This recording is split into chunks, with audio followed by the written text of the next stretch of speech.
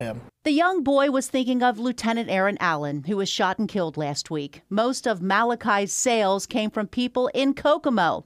But then word got out and traveled across Indiana, and that's when a surprise happened. Police officers from Lieutenant Allen's police department drove an hour and a half from Southport to Kokomo. Are you Malachi? Yeah. I'm Tom. I'm the police chief. Give me a hug. Oh, I can't tell you how much that meant to us that you did that. Lieutenant Allen's police chief wanted Malachi to know how much his lemonade stand meant to his police department. Then one by one, thank you very much for doing what you did. Officers thanked the 5-year-old for caring so much. They also enjoyed the boy's lemonade. It's been a long week for us, so we thought, you know what, we can get out of the city for a couple hours, come and meet him. Malachi also got to meet the canine officer, even turn on the police siren, the department's way of thanking the young boy for caring about a fallen officer. And for him to do it, on his own, it just, you just choke down the tears. Just a neat boy. He's going to make a very good police officer. See the devastation in the Southport officers' faces. That was that bizarre case where there was the chase and the car overturned, and he was trying to help the guy inside, and then he was shot and killed. And you can just see how this little boy can really make such a big difference in their lives. Such an emotional time all the way around. The lemonade for the police officers is always free, by the way, at Malachi's stand. And yesterday, the hugs were on the house, too. We're told at last check, he is raised more than $1,300. Keep it up and keep it going. Here at home tonight, a chance for you to come together with the police officers who serve you. It is National Night Out, and WLWT News 5's Amanda Kelly's live tonight in O'Brienville for us. Amanda? Hey there, Mike. Well, Cincinnati police tell us they are pulling out all the stops tonight to make National Night Out a fun one here in O'Brienville for families. The police also saying it's a great opportunity for police and community relations to be built even stronger. Now, there's some SWAT vehicles, motorcycles, and other special units that will be here in just a short little while, giving both kids and adults fun things to check out. There's free food, drinks, and music to enjoy while getting to know your police officers. And this, of course, is just one of 7 different events CPD is hosting across the city tonight. They are set up in all 5 districts, hoping to give people in the community an opportunity to know their police before an emergency. They get to know that we actually care about their neighborhood, and that's that two-way relationship you establish with events like this, is people get to see we actually care. And a lot of the officers that work in the neighborhoods live in the neighborhoods they police, so it's an even better chance to make that kind of a connection.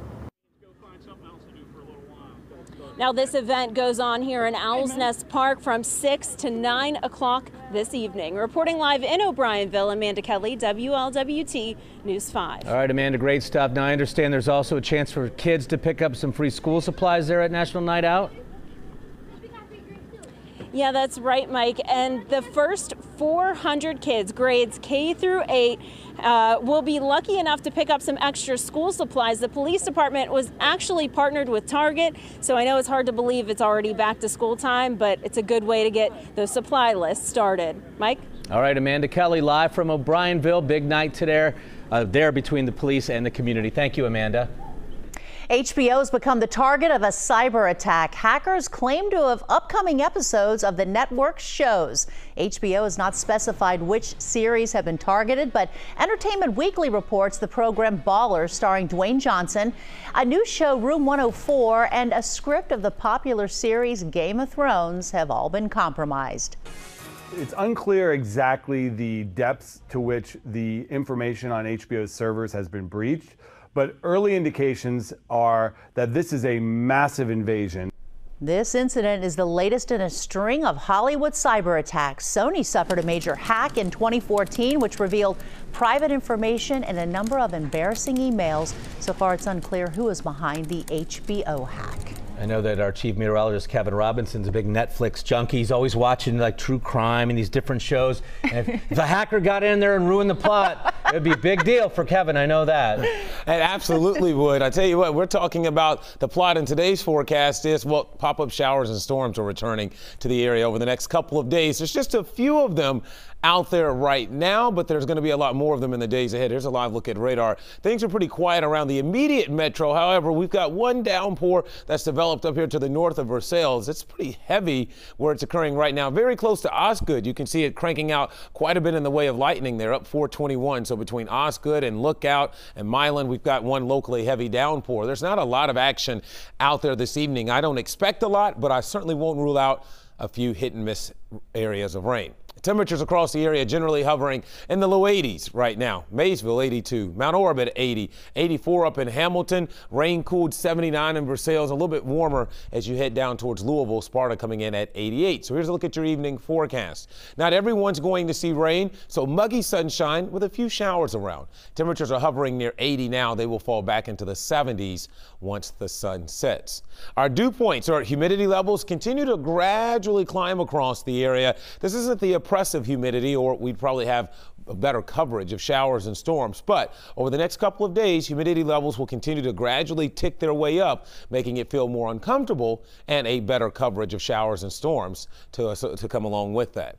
So 81 right now officially at the airport. Got ourselves a light southeasterly wind at the moment. There's really no focus or trigger for the rain over the next couple of days other than maybe a few very weak disturbances or storm centers drifting through. And really it's just the daytime heating, the higher levels of humidity. That's what's going to help fire showers and storms across the area. Have a look at Futurecast. You'll see through midnight there really won't be much happening. I do think a few downpours, especially to the south and west of Cincinnati or west of Interstate 75. I think that's where the greatest coverage will be here during the evening hours. As we head into the overnight, I'm not going to completely rule out a stray shower lingering, but your best chance of seeing rain is going to come here the next couple of hours between now and midnight. And then basically on Wednesday, as promised, I think we all stand a shot at seeing some rain during the day on Wednesday. Muggy sunshine giving way to scattered showers and thunderstorms. And basically, it's early August now, so very little change in the overall weather.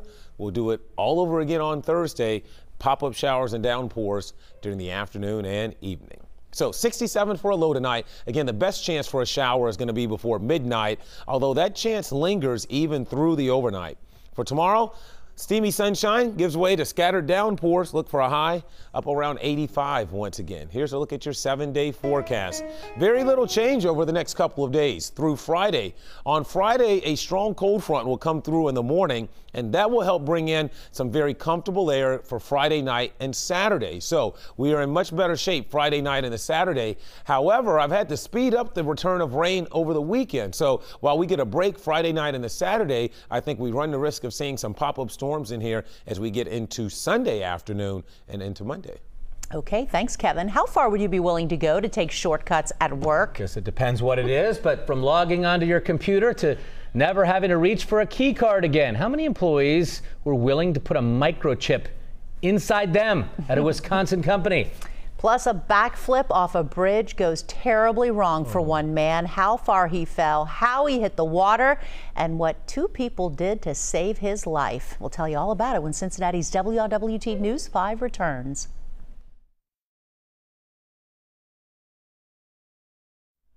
All right, so what do you think about this? A Wisconsin company held an unusual party this morning, implanting microchips into employees. We first told you about this last week. The chips allow workers to get inside the building, log onto computers, even pay for snacks in the break room. He's going to get a Kit Kat bar, and it's paid for $1.06, guys. Wow. The chip is about the size of a grain of rice, which you could probably also get in the vending machine, and it gets implanted into the hand using a syringe. The process takes less than a minute. Company execs insist this is about convenience, not about Big Brother. The program is completely voluntary, and we are told about 50 employees took part. Did you see the size of that needle? Wow. A Washington State man lucky to be alive after a botched jump from a Spokane bridge. You can see his body go out of control while trying to do a backflip. He jumped from a 60-foot-high abandoned bridge. When he hit the water, people around him immediately realized something was wrong, and they rushed in to help. He'd been bleeding out of his mouth, and his whole like left side or like right side was super like bruised and purple. Rowan says he called 911 and then his training as a lifeguard kicked in and he and another teen started CPR. A waterlogged bald eagle struggling to stay afloat in Maine. Fortunately for the bird, some lobstermen were nearby and able to pull off a rescue. The eagle appeared to be working pretty hard here to swim ashore, looked tired, in danger maybe of drowning in the waves. The lobstermen put together a makeshift life raft. The eagle climbed aboard, pulled onto the boat, and about 40 minutes drying out. There you go, flying away safe and toward land. In Fremont County, Colorado, it was a man and his dog who needed to be rescued. Thunderstorms quickly filled a dry creek bed where the man's vehicle was parked. Rescuers were able to use a ladder truck extended out over the floodwater. Both the dog and the driver were lifted to safety without injury. A controversial handout in northern Kentucky. You can't look me in the face and say, just let them die. You can't. Narcan handed out for free, no questions asked. Why officials hope this will turn into a second chance for hundreds. And later, getting ready for back to school. Why health officials are preparing for the new school year is more than just gathering up the school supplies. You're watching Cincinnati's WLWT. You're watching WLWT News 5, leading the way. We have to make a difference. We can't sit by and just keep letting people die. Well, the heroin epidemic is devastating families and sending shockwaves all across America. I'm Mike Dardis. I'm Lisa Cooney in for Cherie Palello. 142 people die of drug overdoses every day. And now a new effort to give addicts a second chance at life is hitting Greater Cincinnati. WLWT News 5's Richard Childs is leading the way tonight with our State of Addiction coverage. As the opioid addiction crisis intensifies across the nation in our region, a Northern Kentucky health organization putting the power to perhaps save a life into your hands. His father and I found him. Holly Speck's son Nicholas died of a heroin overdose in the family bathroom August 8, 2013. She says if it was available then as it is now, she would have certainly had naloxone in the house. There would have been a kit in our home. There would have been a kit in Nicholas's grandparents' home, his aunt and uncles. We would have all had a kit with us. It could have made a difference.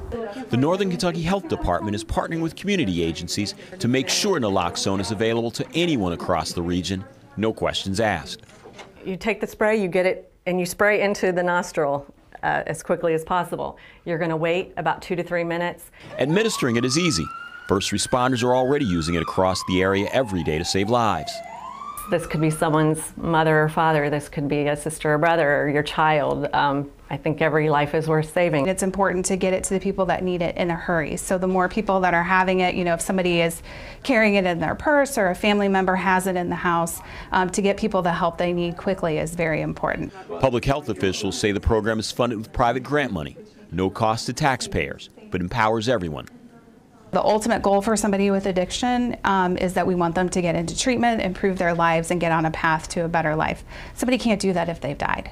Our son, to the best of our knowledge, relapsed once and we lost him. You can bet it would have been in our medicine cabinet. Absolutely. Now, this initiative has been around for a while, but the expansion of this rollout giving again the possibility of saving lives throughout the region. In Northern Kentucky, Richard Childs, WLWT News 5.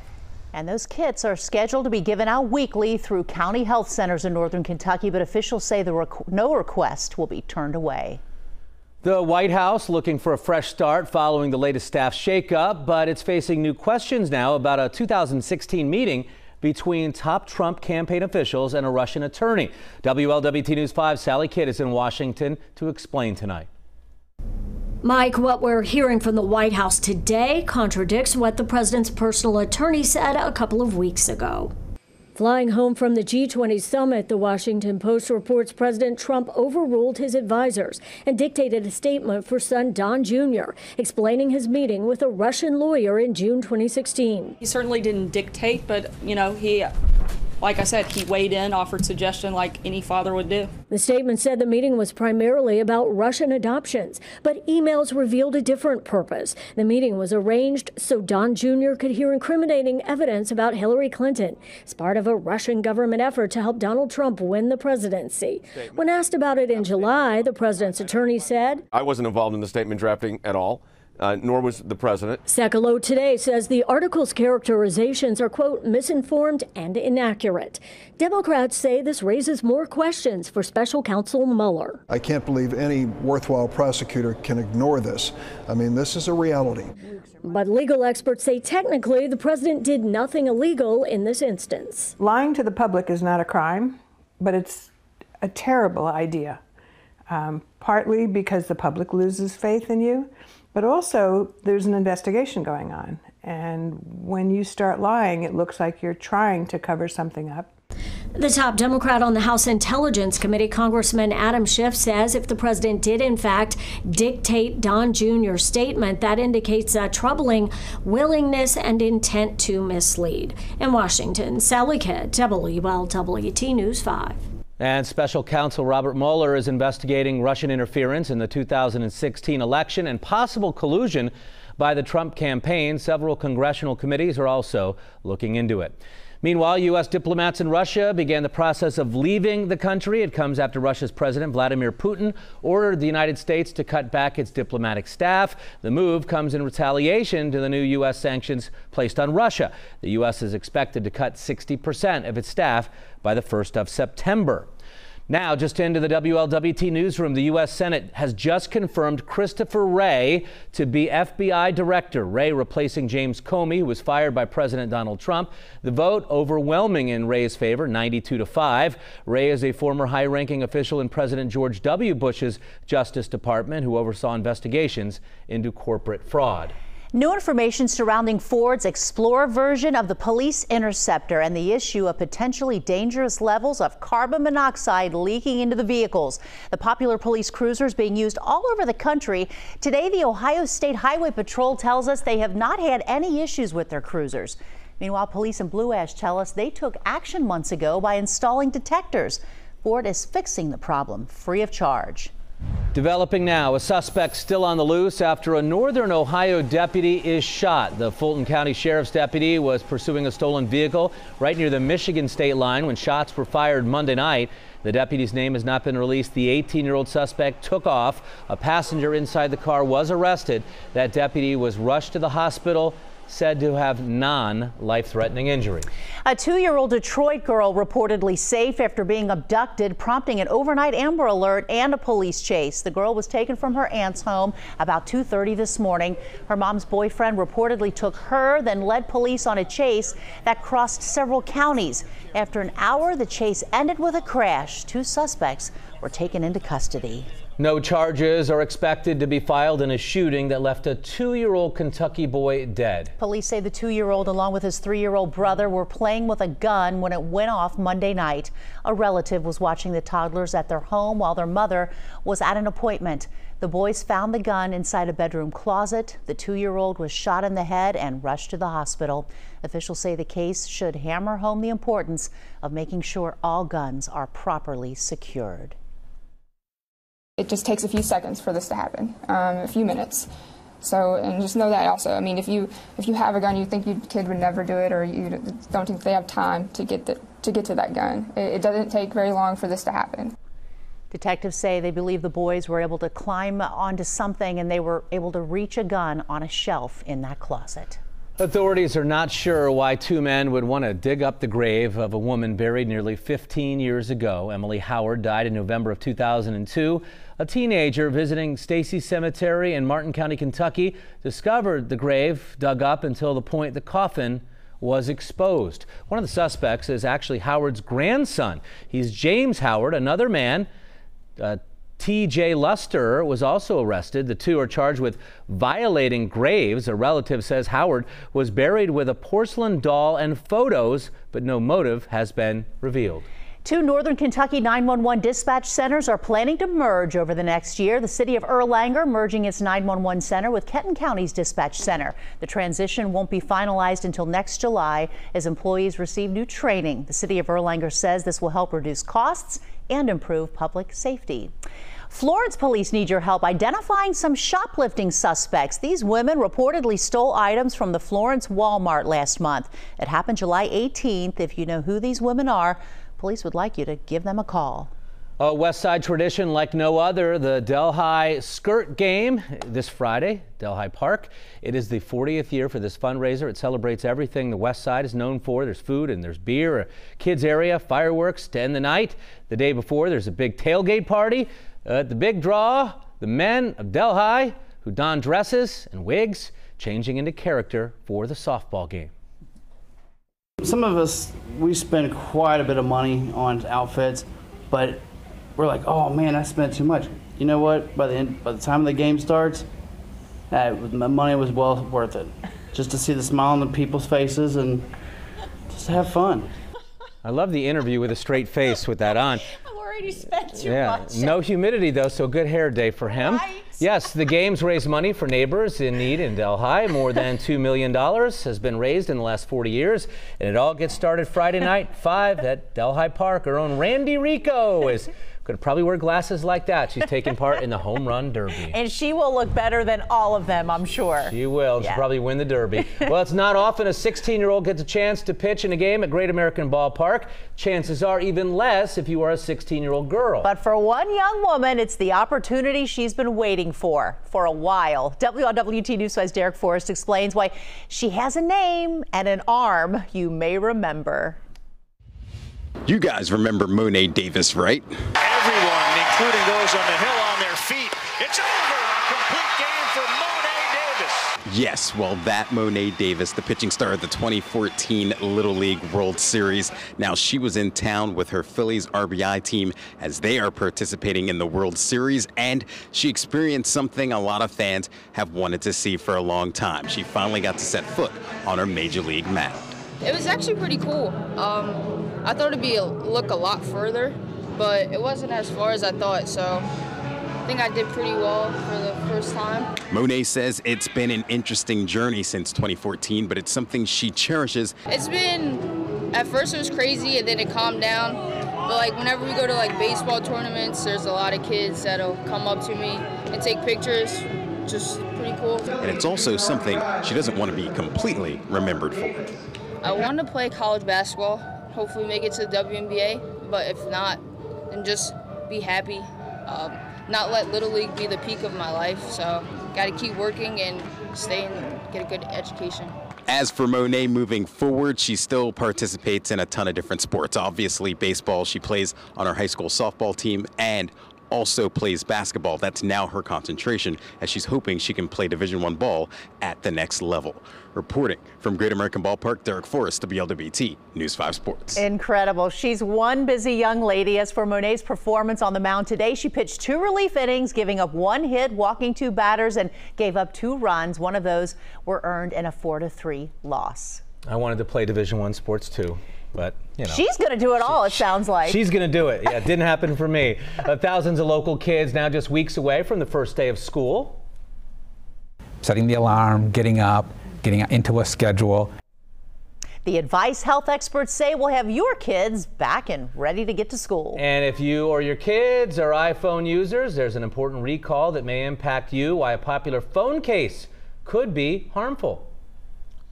And there's not a lot of action on the radar this evening, but we do have 1 or 2 stray downpours like this one that's developed between Union and Beaver Lick down there in parts of Boone County. I'm tracking some of these widely scattered showers. I'll let you know when we all stand the chance of seeing rain coming up. Lisa? All right, Kevin, thank you. We'll see you then. Happening now, getting ready for National Night Out, the annual tradition promoting friendly police and community partnerships. You're looking live at Districts 2 National Night Out. The celebrations are about to get underway at Owls Next Park. It's free and open to all. It's set to start in about 20 minutes and goes until 9 tonight. You're watching Cincinnati's WLWT. You're watching WLWT News 5, leading the way. The new school year is quickly approaching, and getting ready means more than just buying the school supplies. That's right. Medical experts say it's the perfect time to get your student into the pediatrician. WLWT News 5's Natalie Clark explains why. Experts with Buckeye Health Plan say now is the perfect time to get your child in for a checkup to help get them off to a healthy and safe start to the school year. Doctors say this time of year is a good reminder for parents to get their children into the doctor's office. It's the perfect time to make sure your child's vaccinations are up to date to protect them and their classmates. Dr. Ron Supranas says it's not only critical for good health, you also need to be sure you are complying with Ohio, Kentucky, and Indiana laws. It's also very great protection for the child, for their family, and even for the whole community. So if your child is immunized, it actually helps protect the whole community. Supranas says the appointment is a great time for parents to ask questions about their child's health and development, diet, exercise, and sleep habits. And about those sleep and diet habits, don't wait until the last minute to get started. So you should be starting the early bedtime, setting the alarm, getting up, getting into a schedule, and then also planning the meals and snacks that you're going to use during the school year. So I think that makes the transition from that long, fun summer to getting back to school a lot easier. Supranas says doing this makes for a lot less anxiety for everyone. He suggests giving your child 3 to 7 days to adjust. The checkups might also include sports, physicals, and eye exams. In Cincinnati, Natalie Clark, WLWT News 5. Health officials also say it's important for your child to have a primary doctor as they head into the school year. An important recall, especially if you have a teenager. About 250,000 of those popular glitter iPhone cases have been recalled. The electronics company Mixspin is recalling the cases on the iPhone 6, 6S, and 7. They were sold between October 2015 and June of this year. The glitter liquid can reportedly leak from the cases and cause irritation. One customer even reported permanent scarring from a chemical burn. Well, I hope you've been enjoying the last couple of days. The temperatures have been nice. Things always seem to change around here, and that's about to happen, Kevin, right? Yeah, it is. I mean, if you've stepped outside today, you know the humidity's already coming back. Mm-hmm. Yeah, you can feel it. And fortunately, so far today, we haven't seen much in the way of pop-up showers and thunderstorms, but they too are coming back too. Matter of fact, if you check out radar right now, most of the action is over in the parts of southeast Indiana. That's where the bulk of it will stay through the evening. However, I'm not going to rule out a stray shower for anyone popping up here, especially over the next couple of hours. We're in that time of the year, you know, where until the sun goes down, you run the risk of a few of those pop-up downpours. So we've got some in the northern parts of Ripley County. We've got a couple now beginning to even develop on the west side of Cincinnati, and we had one that's popped up here between Union and Beaver Lick. That's moving over Dixie Highway. This will probably move up towards Florence and Independence as these showers are moving from south to north. Also over towards Miamitown. This is just outside of the 275 loop between Miamitown and New Haven. Looks like we've got one of those locally heavy downpours. Again, no one area will see rain for probably more than maybe 8 to 10 minutes, but if you get underneath one of those downpours, it could rain heavy briefly for a few minutes. Otherwise, muggy sunshine. Temperatures going to hang in the 70s if you don't see any rain over the next couple of hours. Here's a live look from high atop Carew Tower. We've got mostly cloudy skies over the area at the moment. At the airport, 81. We've got a nice southeasterly wind that's helping to bring up those humidity levels. Temperatures around the area generally in the low 80s. Right now, Wilmington, Blanchester, Mount Orab, it's 80 in Aberdeen. The warm spot, Hamilton at 84. Check out Sparta coming in at 88 right now, 84 down there in Verona and Owington as well. When you consider temperatures, though, for this time of the year, low to mid 80s aren't that bad. But again, humidity levels are on the rise, so it's still feeling increasingly uncomfortable out. Dew points have risen back into the mid 60s now, and that places us solidly into the muggy range, and that's pretty much where we are going to stay through the end of the week. So now that we've got a nice southerly breeze returning to the area, a few pop-up showers and storms. Our best chance for rain will arrive with this cold front Thursday night into early Friday. The good news is that behind this cold front will come some much more comfortable air in time for the weekend. Check out Futurecast. You can see here we'll keep the chance for a few pop-up showers and downpours, mainly before midnight. But given the fact that the air is humid, I can't rule out a stray shower at any time, even in the middle of the night, although I don't really anticipate much to be around. As we get into the day on Wednesday, humidity levels continue to climb. We get that daytime heating. I think we all will see at least a little bit of rain tomorrow with some locally heavy downpours. Those will fade away once the sun sets. And then as we head into Thursday, guess what happens? We basically do this all over again. So it's pop-up showers and storms, most numerous during the afternoon and evenings, with a small chance for them to linger a few hours after dark. 67 for a low tonight. Threat for an early shower and then mostly cloudy. Tomorrow, expect some muggy sunshine followed by scattered downpours. 85 the afternoon high. Here's your day planner. 69 to start as you get ready to walk out the door. Up to around 80 with the steamy sun by lunchtime, and then storms flare through the afternoon and evening. Here's a look at your 7-day forecast. This has been the story of the summer, right? Scattered to pop-up showers and storms almost on a routine daily basis. That will continue, and then it looks like some much more comfortable air and another nice break from the humidity starting late Friday, taking us into the weekend. Looks nice, Kevin. Thank you. 50,000 people forced to evacuate. Vacations cut short because of this power outage in North Carolina. Popular spot, too. Why a company is now being blamed and could be on the hook for a lot of money businesses say they lost. Could Ray Tensing be back on the police force? At the University of Cincinnati, we explore the possibilities next at 6.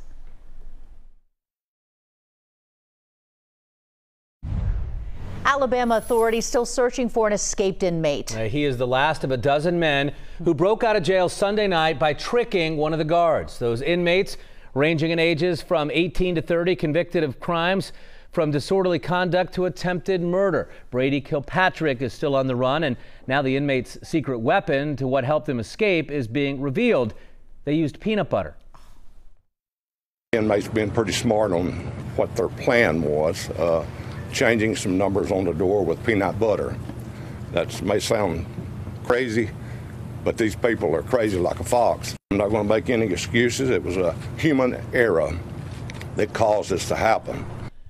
The inmates reportedly covered the number on a cell door using that peanut butter and tricking a new guard into opening an exit door instead.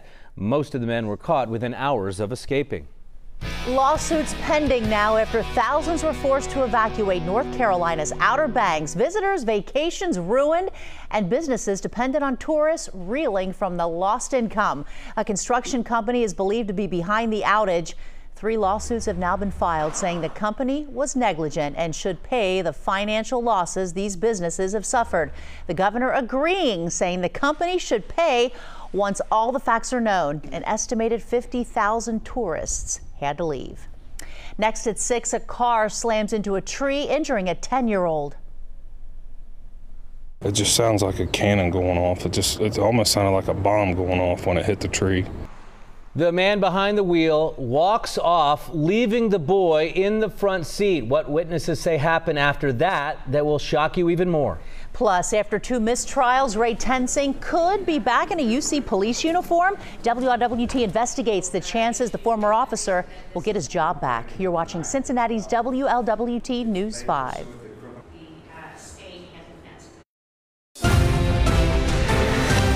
Outrage over the sentencing of a man who killed his wife. I am guilty of this. This did happen, and it's tragic. Why the victim's family and friends are not pleased with today's decision. Former UC officer Ray Tensing wants his job back after 2 murder mistrials. What we've uncovered about his chances to get back in a UC police uniform. A man crashes into a tree and walks away from the scene, leaving behind a 10-year-old boy critically hurt. The startling twist one witness says happened next. This is WLWT News 5, leading the way. Well, a 10-year-old critically hurt after a car crashes into a tree in Walnut Hills. Good evening, I'm Mike Dardis. I'm Lisa Cooney, and for Cherie tonight, the man behind the wheel of that car does not stay to help, leaving that boy injured in the front seat. WLWT News 5's Brian Hamrick has what witnesses saw this man do as he was walking away. Brian. Well, the car slammed into this tree. You can see the mark here. Now, this is at Alms, Martin Luther King, and Lincoln. Now, witnesses say the driver didn't stick around to see how his young passenger was doing. Instead, they say he walked away. And as bad as that sounds, they say it gets even worse. It's a devastating crash. It almost sounded like a bomb going off when it hit the tree. Leaving twisted metal and an aftermath to match. And we spun around and then seen the car wrapped around the tree, seen the smoke coming off the car. The alarm was going off. Denny Dixon, who spoke only to us, was working construction less than a block away. He heard the crash and ran to the scene. They got the driver out, but Denny could hardly bear to remember what he saw when he turned to the boy. He was just limp. I mean, he had a small pulse, but he wasn't. You knew he wasn't good at that point. Yeah, that's man. When you see something like that, it's hard to take. It's heart wrenching. I have children, and you just don't. It don't set right at all. By sheer coincidence, world-renowned UC emergency room doctor J. Joe Hanigman arrives and begins to work on the child. He was the one who was actually able to render aid to the juvenile. But the driver, Adriel Holloway, didn't stay to help. Danny Dixon says he didn't even show concern. Instead, he says the man walked away. Then came the really strange part. Dixon says a woman approached to help. Holloway then exposed himself to her. Then he did his rude thing, and it scared her, and she took off back to her car. The woman jumped in her car. Holloway continued walking. Dixon says he followed Holloway, directing 911 operators where police could find him. When officers located Holloway, he was loaded into an ambulance and taken to UC Hospital for an examination, certain to go beyond physical injuries. Now, police say extreme speed and impairment appear to be factors in the crash. Reporting live, Brian Hemrick, WLWT 5. All right, Brian, thank you. And police have not said what relationship there is between the driver and the boy. All right, new tonight after 2 murder trials, Ray Tenzing wants his old job back as a University of Cincinnati police officer. UC fired Tenzing the day he was indicted for murder. WLWT News 5's investigative reporter Todd Dykes has more on the new fight for Tenzing. Todd. Yeah, Mike, a little more than a week after Ray Tenzing shot and killed Sam DuBose, the police union representing Tenzing filed a grievance claiming he was fired improperly. Now, since both of Tenzing's trials ended in hung juries, that grievance could make legal waves. There's definitely a chance he can get his job back. Jason Philibom is an attorney who once worked as a Hamilton County prosecutor. He's not surprised Ray Tenzing and the police union representing him want Tenzing to be reinstated as an officer at UC. The union's job is to protect police officers. The climate now is that police officers are the bad guys, and so anytime there's media ruckus about a case, they want to make sure that an officer gets a fair hearing and not is crucified in the media. And from his standpoint, is he's lost his job, he's lost his livelihood. If he can get his job back, then he has a chance to remain as a police officer somewhere. The police union claims Tenzing was fired without due process since there was no hearing before he was let go. Tenzing was booted from UC's police department 10 days after he shot and killed Sam DuBose during this 2015 traffic stop. At the time, he was 25 and making $52,644 a year. Tenzing would likely receive a check for lost wages and other benefits if an arbiter decides he feared for his life when he pulled the trigger. If an arbiter says he should have his job back, he will get his job back. That's a prospect that doesn't sit well with UC student Naira Jackson. Ray Tenzing's actions are not worthy of his acceptance back here at the University of Cincinnati. After DuBose's death, Jackson helped create the Irate 8, a student group highly critical of Ray Tenzing's actions. It will cause outrage in some right, and it's not a good look for the University of Cincinnati at all. Now, a UC spokesman told me this afternoon the university has no intention of reversing its decision to fire Ray Tenzing. If an arbiter were to side with Tenzing, it's possible he could get his job back and then voluntarily resign and try to find a job with another department. Todd Dykes, WLWT News 5. All right, Todd, a federal prosecutor is also reviewing evidence to see if Tenzing violated Sam DuBose's civil rights. An emotional day in court. Victims' family members angry and outspoken as a Middletown man is sentenced for killing his wife. WLWT News 5's Mark Hayes is leading the way with what this family is saying. Mark. Lisa, good evening. Friends and family lined up today to urge a Butler County judge to levy the maximum sentence against Greg Arona Jr. In court, he admitted firing the fatal shot, but Cassie Sanders' family says the prison sentence was not what they wanted. She fell in love with the monster. Impassioned pleas from friends and family came in a steady stream, all trying to sway the judge to levy the harshest penalty possible for Greg Arona Jr. He killed 42-year-old Cassie Sanders in Middletown back in December. Arona just shook his head while Cassie's aunt spoke of the beatings she endured. He just beat her so bad. Visibly upset and emotional, Arona would admit to his actions, the shotgun blast causing the death of his wife and leaving their daughter all alone. I am guilty of this. This did happen, and it's tragic. And I owe two people that are here today an apology.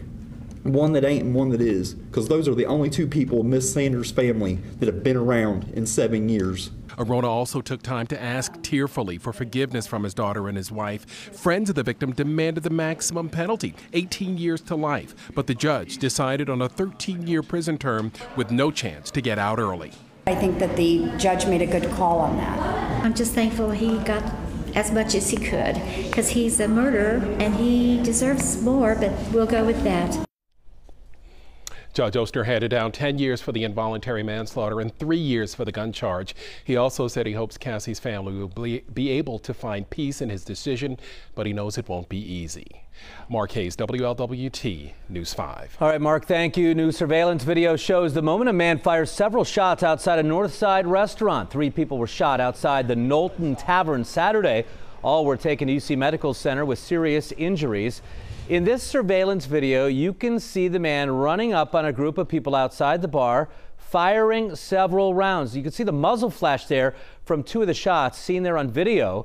Police say that the man ran up, fired the shots at a group of people, then ran away along Knowlton Street heading toward Hamilton Avenue. If you know who that guy is or have any other information on the bar shooting, call Crime Stoppers at 513-352-3040. A man says he was shot in the leg while jogging in Walnut Hills, but police say they can't find evidence of a shooting. Police received a call about shots fired by the intersection of Taft Road and Ashland Avenue about 3 o'clock this morning. 10 minutes later, a victim showed up at UC Medical Center. Police say the victim has not been cooperating with their investigation. The employee found in a cooler at Molly Malone's yesterday has now been identified. Police say 20-year-old Brandon Chandler was found about 10 o'clock Monday morning by a co-worker. Authorities say the cooler was not locked and nothing appeared to be out of place. It does not seem Chandler was trapped in the cooler. Investigators are still trying to determine the circumstances surrounding his death. 2 people charged in a series of bank robberies in Greater Cincinnati are arraigned now on new charges. Nelson Jones and Hope Tolbert are accused of using a weapon to rob the Northside Bank and Trust in Mount Adams. Police say they believe they were part of a larger group that were robbing banks all across the area. The other robberies happened in Springfield Township, Colerain Township, and Cincinnati. Both Jones and Tolbert pleaded not guilty. A chance to meet with your police officers and have some fun with the people in your community. It's National Night Out, and WLWT News 5's Amanda Kelly's live for us at Owl's Nest Park in O'Brienville, where the festivities are about to get underway. Amanda, good evening to you. A great night for it.